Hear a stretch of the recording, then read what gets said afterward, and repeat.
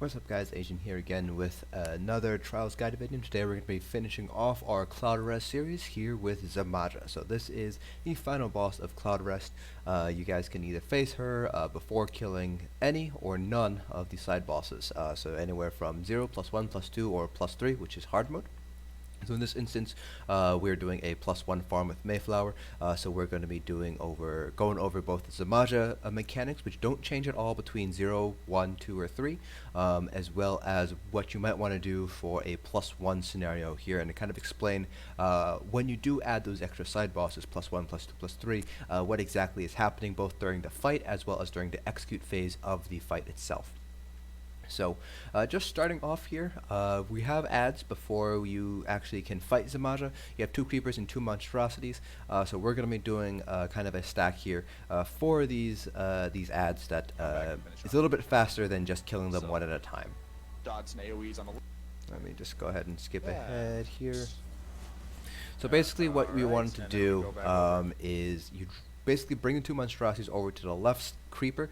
People drop their dots there, so liquid lightning, blockades, endless hail, caltrops, and then they go to the right creeper and single target down that right creeper. And the idea is by the time you get back to the left creepers, as well as the 2 monstrosities, your dots have already taken care of the creeper, and you're already halfway through the monstrosities here, and that's kind of what you see right here. We did it.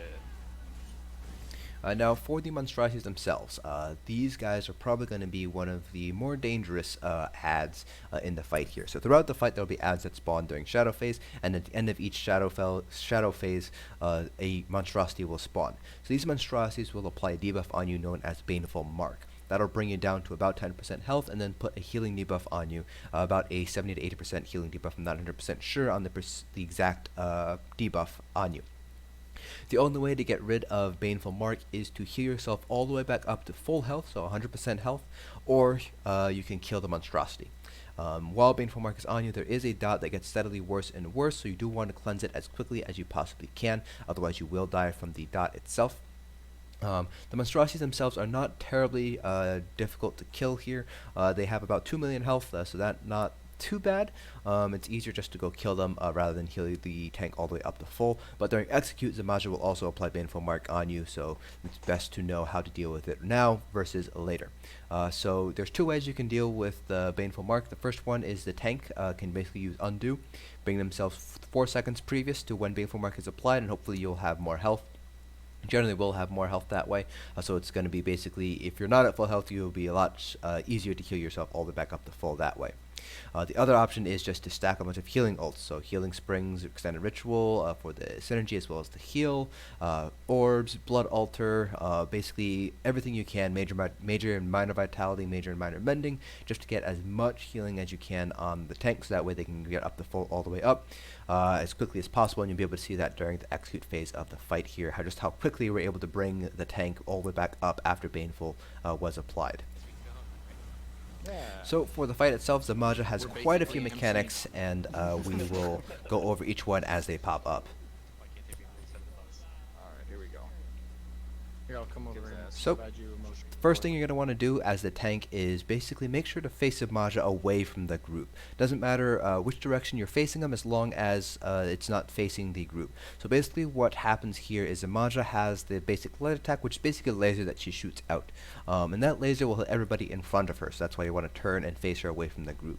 If you get hit by the lasers too many times, they will put a dot on you called, I believe it's Creeping Shadows, and it does deal a pretty hefty amount of damage, so you just want to make sure that nobody gets hit by the lasers themselves. It also deals quite a bit of damage. The more people it hits, the harder it hits, so if you're getting everybody in the group, it's very, very likely you get 1 or 2 deaths when the lasers do decide to go out.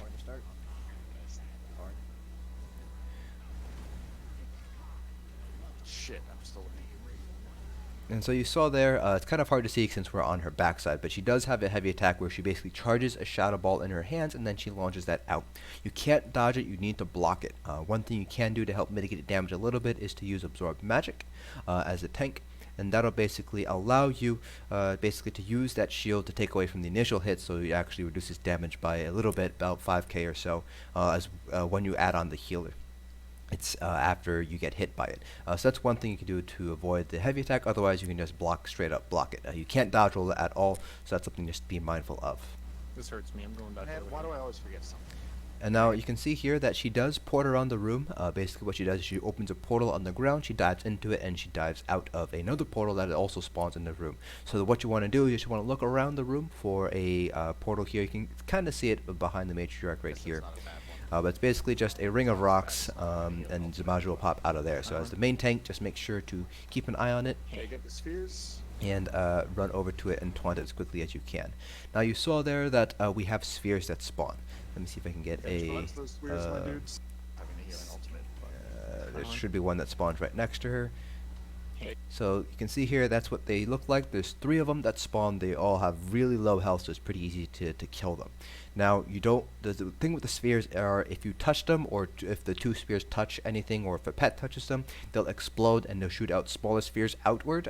So let's say like this is the sphere, you touch it, it explodes. It basically have a bunch of little spheres that go out that way. It'll stun you, and it'll also put dark drain on you as well. A pretty, not a very strong dot, but it's still a dot nonetheless. But the stun is what's very dangerous. It does deal a lot of damage as well.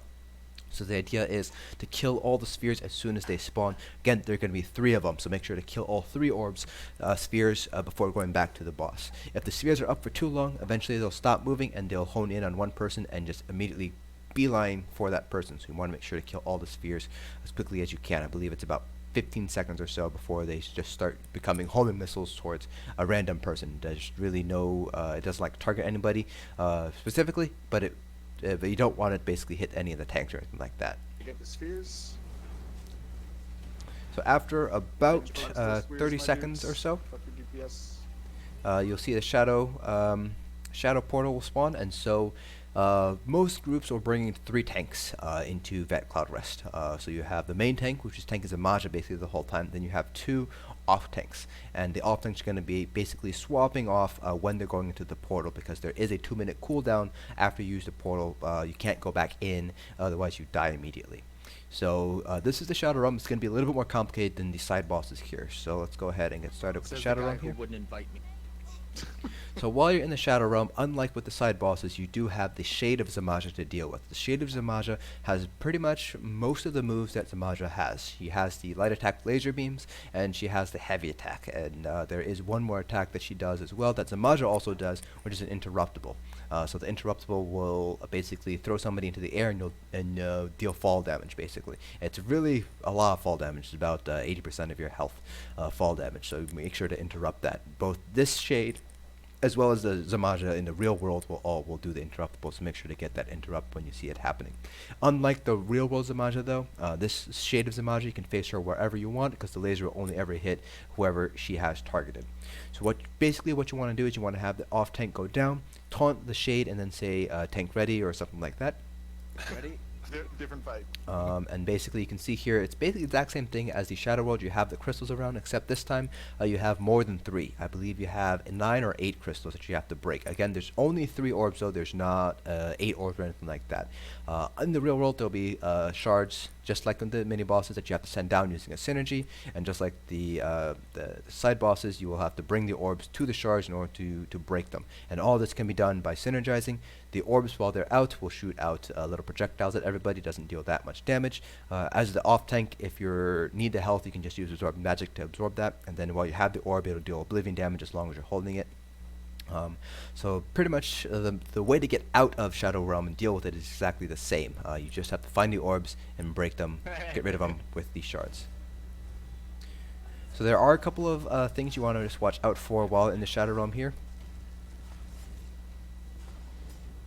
So let's see if she'll do it. So that's the interruptible right here. You can see you have the red sparkles, and she starts waving her hands around in order to start casting her spell. You just want to interrupt it. So this is the special mechanic in the Shadow Realm that only happens during the Zamaja fights. So the Shade of Zamaja will basically start a giant arena-wide AoE that basically hits everything on the bottom floor here. And it's going to be an insta-kill on Vet, just insta-kill automatically. The way to avoid this is basically you'll have these pillars of light that will spawn each of the 4 corners here. So you can see these little platforms in front of each of them will spawn one of these lights. Now, depending on if you're doing +1, +2, or +3, it'll depend. That'll basically change how many of these pillars you have. So with +1 you have 3 pillars, +2 you have 2, and hard mode you only have 1 pillar of light. With plus 0, basically you kill all the side bosses, you have all 4 corners. So basically what you want to do is when you see this AoE start to grow, you basically hit the synergy on the light here, that'll bring you up here, and you're safe from the explosion that happens. Now you can see here that there are AoEs that happen on all 4 of the platforms now. That's also basically the exact same thing as an insta-kill. So once you see that the bottom explosion has happened, you want to jump down so you don't get hit by the top explosion here. And it's very important that you don't mix up the light synergy that you want to use with the shard synergy. So here's what the spear looks like, and this is what the synergy itself looks like. One way you can kind of tell them apart is that the synergy that you need to hit in order to avoid the arena-wide one-shot does have a large beam of light as well as feathers, kind of a feather texture around them. So that's what you want to look for. You don't want to look for this. Another thing to keep in mind too is that the shards do have a green circle around them. You don't see that with the synergy. So she will do that twice. When she does the second arena-wide explosion, that's when you don't need to worry about the shade anymore, because then you're basically on a countdown. About 10 seconds after that second explosion is done, the Shade of Zamaja will start to port into the real world here, and if you don't finish it off, it's going to be arena-wide wipe in the real world. Basically what happens is the Shade of Zamaja gets into the real world, builds the arena-wide one-shot, and kills everybody. So I don't think this happens at all during this pull. I think this is a one-shot. Basically, we did it all in one pull. I see the second spear. Shard. And you can see here that the little there are orbs that are shooting out the projectiles at everybody. So you do want to self-heal. So you have our Sork here. Mayo is running the Matriarch to heal everybody downstairs. If you are Nightblade, Fourth Winds here is a Nightblade. So he's using Funnel Health, I believe, or Refreshing. No, he's using Refreshing Path as a heal. So just make sure you have a self-heal here. If you're sending Stamina down, make sure they have Vigor. Nightblades want to use Refreshing Path. If you're Magicka Nightblade or Funnel Health, Refreshing Path is generally what you want to do. And if you are a Sork, pets are fine for this fight. They don't really do anything. Even if you're targeting a sphere, they actually won't explode it unless the sphere runs into them. If they're attacking it, they won't actually explode it. So just try to use the Matriarch. Pets will go down with you if you decide to go down into the portal room. We run 2 DPS, 1 off tank. Some groups run 3 DPS, 1 off tank. Other groups run 2 DPS, 1 healer, and then the off tank. It's kind of up to you. But again, the most common setup that I've seen is 2 DPS, 1 tank into the Shadow Realm each time. If you have trouble DPSing, you can send 3.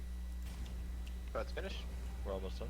Good. You can bring it to the boss. I get a horn. And so when you're done with the Shadow Realm, basically when you destroy all 3 spheres and orbs, you will have the Monstrosity spawn. There are a couple of ways that people deal with it. Sometimes the off tank that's already in the real world that didn't go down takes the Monstrosity. In our case, the tank that was down, basically the tank that comes back up, who was in the Shadow Realm, will take the Monstrosity.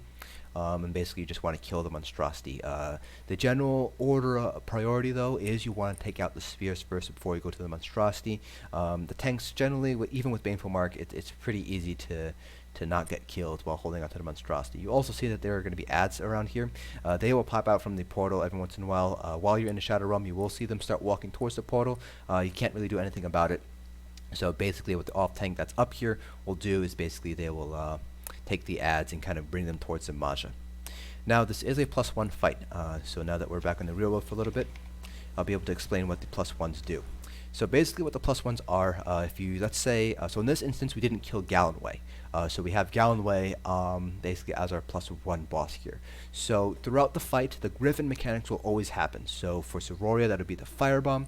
For Gallenway, it's going to be Hoarfrost, the tornado that spins around, and then for Reliquin, that's going to be the bar swap mechanic. Whichever boss you have alive, those mechanics will happen throughout the entire fight. So in this case, because we left Gallenway alive, we'll always have Hoarfrost to deal with.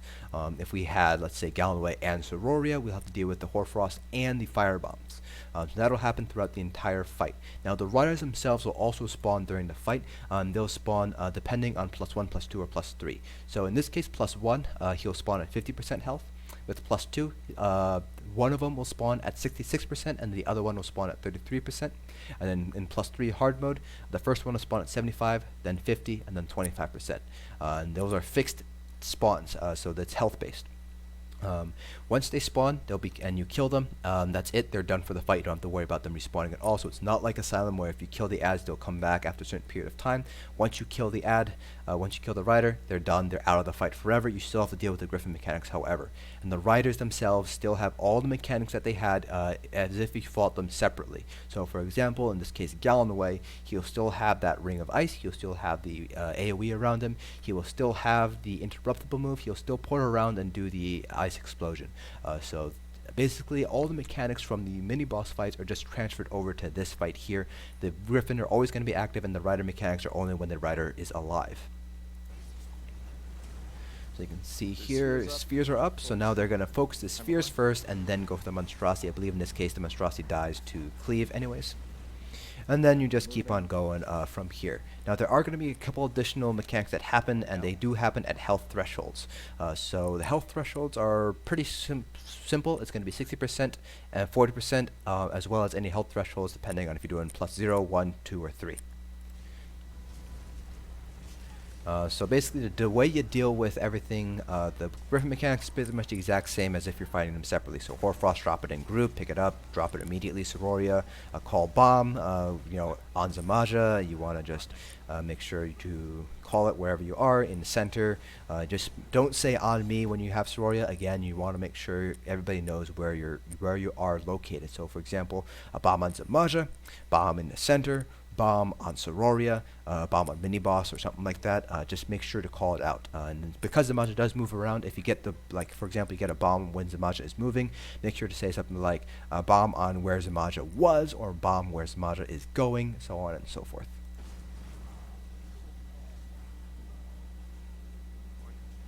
So this is the 60% health threshold. So this is this is the final mechanic that I missed here.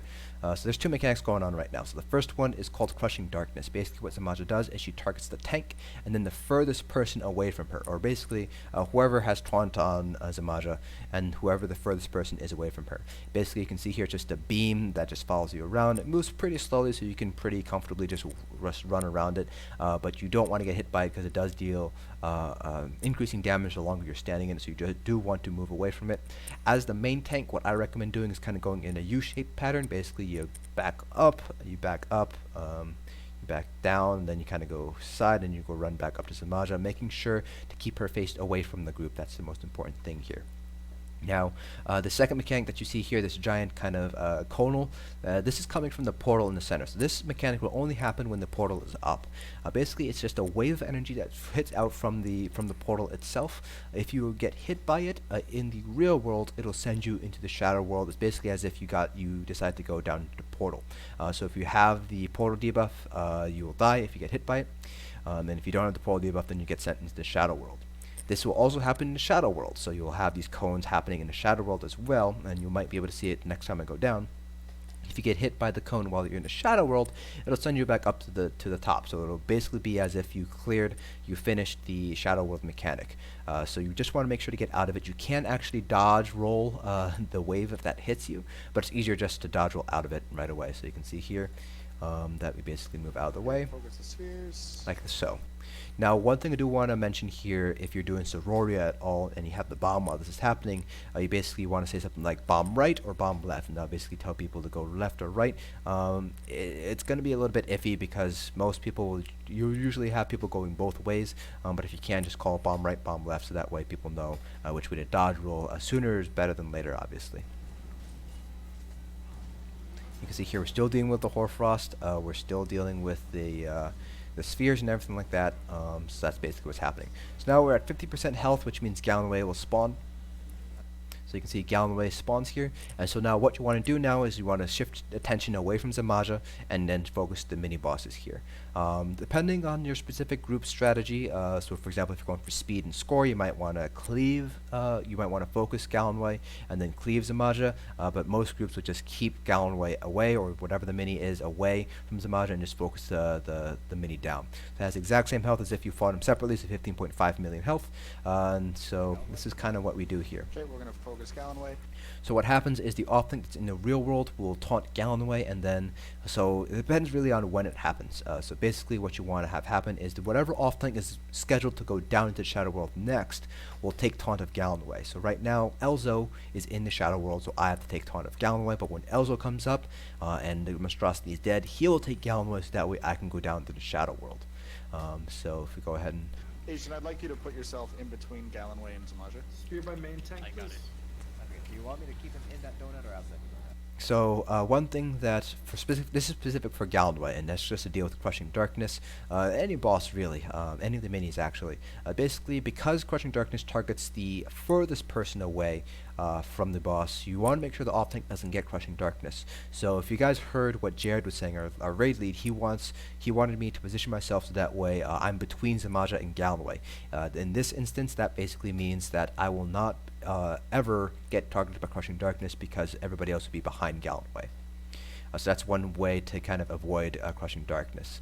But as you can see here, Gallenway has the exact same mechanics. He has the ice ring here, he has the AoE that he's creating right here, and this is on top of dealing with all the other mechanics. So you have the conal, you have Crushing Darkness, you have the spheres. So it's basically a lot of chaos, and your raid lead basically needs to know what to call out and when. So you have to make sure that you're calling out the priority targets. Going down. My horn. Where are we at down here? Focus the So spheres. for us, we like to Second keep shard. the Shards the down. mini bosses basically wherever they happen to port to. Shards So down. you can see here she ported away, and I just kind of ran over and kept them Wait, close. Is the shade dead? No. Now it is. So one thing, now that somebody has died actually, so Noah died here, and so when somebody dies in Vet, a shade will spawn, and you need to kill the shade before you can res the person. If you try to res the person while the shade is alive, you'll actually get hit by a beam that does a lot of damage. It basically is a one-shot to DPS. Tanks can res a little bit, but you have to stop immediately because it will kill you if you continue to res. Once that shade is dead, you can then start to res somebody. So that's really important to keep in mind here, that you don't immediately go for a res. You have to kill the shade first and then go for the res. The way you can tell if somebody is resable is if there's a purple gunk. It's kind of hard to see here with all the effects going on, but there is kind of a purple gunk that is on the body. So once the purple gunk is gone, that means you can res somebody. You can res the person. More frost in the center. Big heals. Oh, pick up the Horfrost, please. Got it. And Noah's resible, but not me. Okay, I'm also resible now. Let's get the reses I got for Noah. the Monstrosity. All right. So from here on out, that's pretty much Mayo you is know, not cut and resible, dry makes what's shade going dead. on here. Okay, you can res them now. So what people do when you have a Monstrosity and a mini boss is they kind of just stack them together so they both die at the same time, because again you are focusing the Monstrosity first. If you're not resing, you're focusing spheres, and then And the again, Monstrosity. because Elzo has the Monstrosity, he needs to take care of the Monstrosity first, that wait till it's ice. dead before he takes Gallenway out. And then I can go Okay. into the Shadow Good World, job. and then we Now can we're do gonna the get Shadow some World bad mechanic that way. beats on the Veladrith and then Gallenway. Okay, big Gallenway deeps. I just want to. Okay, let me know. One thing you do want to be mindful of, if you heard me just say I just taunted him, is you want to avoid over-taunting Gallenway. So remember that the taunt window is 10 seconds. So basically what we do is I say I just taunted him, and then I wait until there's 5 seconds left on my timer, and then say the off tank can taunt them. It's not really that big of an issue, but it is something to be mindful of because you have 3 tanks now. So just want to be mindful of the potential of over-taunting Gallenway and Zamaja. Should be good on now. Grabbing him. Alright, now we're going down into the Shadow World again. Tank ready? And you can you kind of saw that. You can see that the Spheres. cone does happen down here in the Shadow World, and again, it does basically spheres bring you down, back up to the real so- world. So it's really important that you don't get hit by we it. go. One thing to be very mindful of. Let's see if it'll happen during this Gallenway. pull. It can happen position yourself during for the the arena-wide shard. AoE, Zamaja or and not Gallenway. during the arena-wide AoE. So during this phase, if there is, there will be no cones that spawn, obviously. Okay, so it didn't happen this time, but you can see here that the cone can spawn basically immediately after you jump down. So just be mindful of where you're jumping down to. And if you need to, dodge roll immediately. If you end up falling down where the cone is happening, dodge roll immediately out of it. But again, you can't dodge roll the actual wave that it's sent out that way. So from here on out, it's pretty much smooth sailing until 40%. That's when the next mechanic happens. So we're going to go ahead and skip forward up to the 40%. Right here. Give me a minute. Oh, we So got we're it. at 40% health All three right now. down. Well, a little less than 40%. But at 40% health, this is when creepers are going to spawn. So those are the tentacles that you see around. Let's see if I can get a good view of Okay, them we're when one of moving them spawns. again. But basically what you want to do is you Bring it want to to make lock, sure just to moved, kill and the the creeper's creeper up. So we're right gonna when it focus that spawns. creeper down. So you can see that the creeper spawned way back here. And so again, it's very, very important that the raid lead calls what you are prioritizing. So most groups will do spheres as the main priority, then creepers, then the monstrosity, and then Zamaja. So Zamaja is always going to be lowest on the priority list. Spheres are always going to be the highest.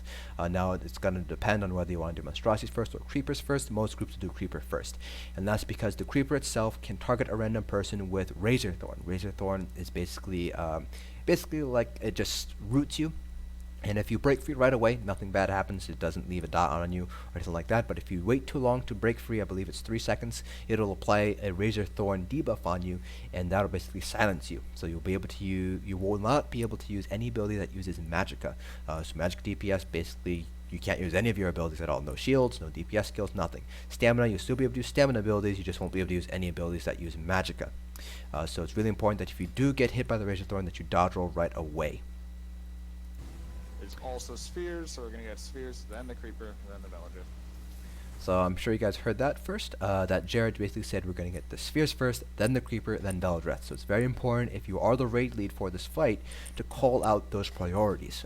If you don't do the priorities, the spheres will stun people, then you'll die. The creeper will get tons of people hit with Razor Thorn, and then you won't be able to do anything because you're silenced. So it's very important that you call out the priorities. And then from there, that's basically it up until execute phase. So we're going to go ahead and skip over to execute phase. So execute phase starts when she hits 5% health, so it's about 3.5 million health or so. So you can use that to determine whether you want to do shadow phase. So for us at 20%, if Zamaja's at 20% when the portal spawns, or it's 20% or lower, then we will not do this portal phase. We'll just keep on DPSing, get her down to the execute phase here. So what happens is Zamaja will port over to the north side of the arena, and then the Shade of Zamaja will spawn right here. So there's a couple of ways you can do this here. So we're very used to doing the Sororia stack method, so that's basically 2 groups, one group of 6, one group of 5 on the left and right side of Zamaja. But if you're doing Gallenway or Reliquin, you can all stack in one giant group. It's kind of up to you. We just like doing the 2 stack group because it's just muscle memory for when we do hard mode and we have Sororia happening. So during this execute phase, a couple of things do change. So let's just first get her to spawn. So the first thing you'll see here is that there will be AoEs that come out and will damage people. It doesn't do that much damage, but you still want to avoid them all the same. Alright, so now during execute phase, Shade of Zamaja spawns just 25.9-ish million health. So it's basically like you're fighting another boss all over again, but it's less than half as much health as the actual Zamaja, so it's less of a hassle. But all the Griffin mechanics will still happen, so you have, in this case, we have Gallenway's Hoarfrost. If you have Sororia, you still have the Fire Bombs. If you have Reliquin, you still have the Lightning things. However, there will be now double the amount. So in this case, we'll have 2 Hoarfrost. If you have Sororia, 2 people will get bombs. And if you have Reliquin, 6 people will get the bar swap mechanic. So it is very important to kind of be mindful of this. So instead of picking up 1 Hoarfrost, you got to pick up 2. With Sororia, you have 2 bombs. So for Sororia specifically, there is something that you do need to change about how to deal with it. That's why you have 2 groups here, left and right. Because 2 people get bombs. You don't want 2 bombs to go off in the same group, because that's when the bomb goes off, it does Oblivion damage, and 2 bombs going off at the same time is going to be insta-kill. So basically what you want to do with Sororia specifically is you want to say bomb right and bomb left. Or you can do bomb left first and bomb right. So whoever notices they have bomb first will call out bomb left to bomb right. Whoever has the other bomb will go to the opposite direction. So I'm sure I have videos of this on my channel already, but you'll notice during those Sororia fights when we were doing Sororia +1, we have one person say bomb right, and then the other person will go bomb left, or vice versa, basically whichever group that you're in. Because again, you don't want 2 bombs to go off at the same time. Now, as you add more and more bosses, you do want to be mindful of what's happening. So for example, if you're doing Sororia and Gallenway, when you drop Hoarfrost, you damage everybody around you. So you don't want to drop Hoarfrost while a bomb is going in group. So for example, if you're doing +2, you have bomb on Zamaja and you have Hoarfrost, make sure you're dropping Hoarfrost outside of group while a bomb is happening. During execute, and they do bomb left, bomb right, it might be beneficial to drop Hoarfrost in the center if you have Hoarfrost rather than dropping them in groups. That way you're not killing people when the bomb goes off and then you end up dropping Hoarfrost. So that's the Griffin mechanics that happen during +1, 2, and 3. So, so this Shade of Zamaja does pretty much everything that the real Zamaja does. So the laser beams, except this time it'll hit everybody. She has the heavy attack and she has the interruptable. Those are the 3 attacks that Zamaja does. Now she will apply Baneful Mark, and you will know it's going to happen when she does. She also has Crushing Darkness as well, so you do need to kite Crushing Darkness. Spheres will still happen. Creepers will still happen. So during this final phase here, it's really important that you keep comms clear so that way the Radiant can tell you exactly what you need to target when. So again, the priority is always usually going to be spheres, then creepers, and then back to Zamaja. There won't be any ads that spawn here except for the shades that spawn when people die. Next one. So she will apply Baneful Mark, and you'll know what happens. There is a mechanic, there is kind of an animation that plays. She basically waves her hands around, then she kind of does like a rainbow effect at the end, and it'll always apply to 6 people. So it'll always be the main tank and then 5 other people. So it's going to happen right now. So you can see here, 6 of us got hit by Baneful Mark here. So our health got brought down to 10%. Main tank is Octavio, and then you have myself, Sycamore, Noah, Jared, and Loki. We all got Baneful Mark, so now we have to make sure to heal ourselves all the way back up to full.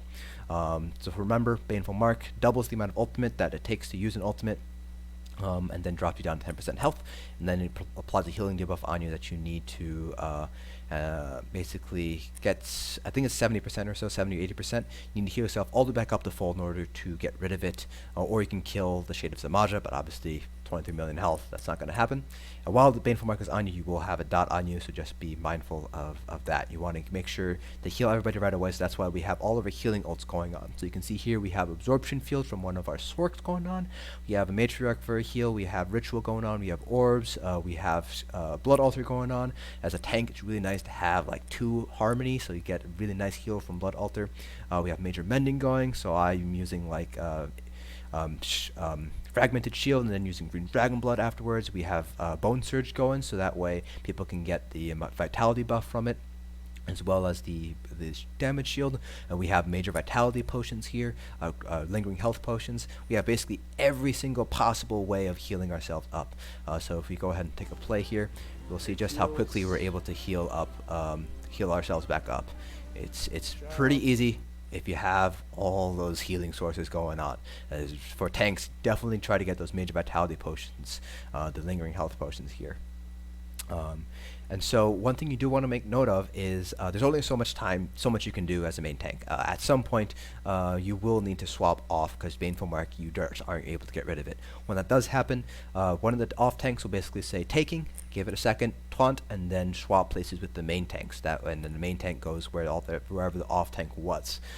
So that's basically how you deal with if Baneful Mark is too much. So most tanks, in this case, Octavio is not our primary main tank. Our primary main tank Morgan was not here, but Morgan has been able to do this entire section here without swapping, but it does require a lot of basically preemption. Basically, you do like undo for one, then you use major vitality potions for a second one, then hopefully you have undo ready for the third one. So he's able to do 3 full Baneful Mark cycles before he needs to swap off if he's lucky. So that's just something to be mindful of there. You might need to swap tanks during this phase here. So again, everything happens. So you have Crushing Darkness, you have the heavy attack, you have the interruptable, you have the lasers, and you have the Griffin mechanics going on. So you can see 2 people have Hoarfrost right now. So 1 left, 1 right, and then Baneful Mark happened again. You can see just how quickly we're able to get everybody all the way back up to full health because of all those healing ultimates that we have. You have the trees, we have the Templar ultimate going, we have the Blood Altar, we have Orbs going out. We're using Bone Surge so that DPS are able to get the major vitality buff. It's a lot easier to get rid of Baneful Mark than you think, as long as you're able to use all of the healing ultimates that you can have. So you can see here, we swapped tanks. Octavio was not able to get rid of Baneful Mark in time, so Elzo didn't have it, so he took aggro. I still had Baneful Mark, so I couldn't take it. So And then Octavio falls back into group and tries to get healed all the way back up to get rid of Baneful Mark. And then Elzo now has to deal with Zamaja. And again, if he needs to swap at any point, he just calls for a swap, and one of the tanks will take it.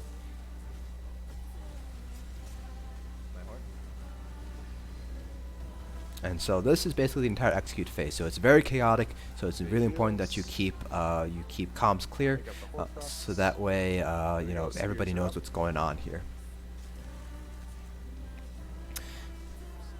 And again, the boss only has 25.9 million health, so it's actually not that bad.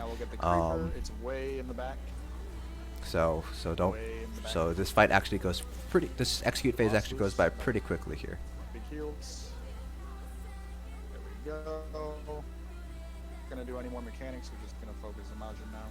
So now you heard Jared say basically we're going to focus on Majin now. Again, our cutoff is 20% health. Depending on your group DPS, you might want to make it lower. A lot of groups, for instance, do 15 or 10%. We do 20 because our DPS is so high.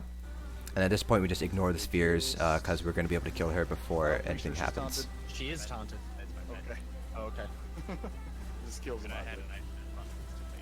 And that's basically the entire fight. So very chaotic, and it's very... It's very important that, again, raid leads call out what you're prioritizing. That's going to be very important for your success in this fight. So for completing hard mode, or completing Cloudrest +0, you are guaranteed a weapon. And then every +1 afterwards, you get an additional perfect gear piece. So with +1, you get one perfect gear piece. Whichever +1 you decide to do, whatever boss, doesn't matter. So you can get Sororia, Gallenwide, Reliquin, or Olorime. It doesn't matter which one you have. And then +2, you get purple jewelry. And then with hard mode, you get gold perfect jewelry. So that's kind of how the drop system works. And then I believe with +2, you get one additional... No, you get... I think you still get only one perfect gear piece. You just get perfect jewelry as well. So you guaranteed a weapon and jewelry, and then one perfect gear piece. And then hard mode, I believe, is one gold jewel, one weapon, and then 2 gear pieces, I think. So... I haven't cleared hard mode yet, so I'm not 100% certain on that, but that's kind of how drops work here. So that is a very long tutorial of the Zamaja fight. It's very, very long. There's a lot of mechanics you have to deal with. Raid lead needs to really be on top of making those calls. So it's quite a complicated fight. I would say it's probably one of the more difficult fights to learn, but once you have all the mechanics down, it's actually a fairly straightforward fight itself. So that is the fight. If you have any questions or comments about the mechanics or any strategies at all that we use, please feel free to leave a comment down in the comment section below. Hopefully I'll have a hard mode kind of clear so you guys can get an idea of what we do for hard mode, how the strategies change for hard mode and things like that, as well as +2. As far as I know, we're going straight to hard mode with Mayflower. We're not doing +2. So again, if you have any questions, leave them down in the comment section below. Hope you guys found this video informative, and I will see you guys in the next trial.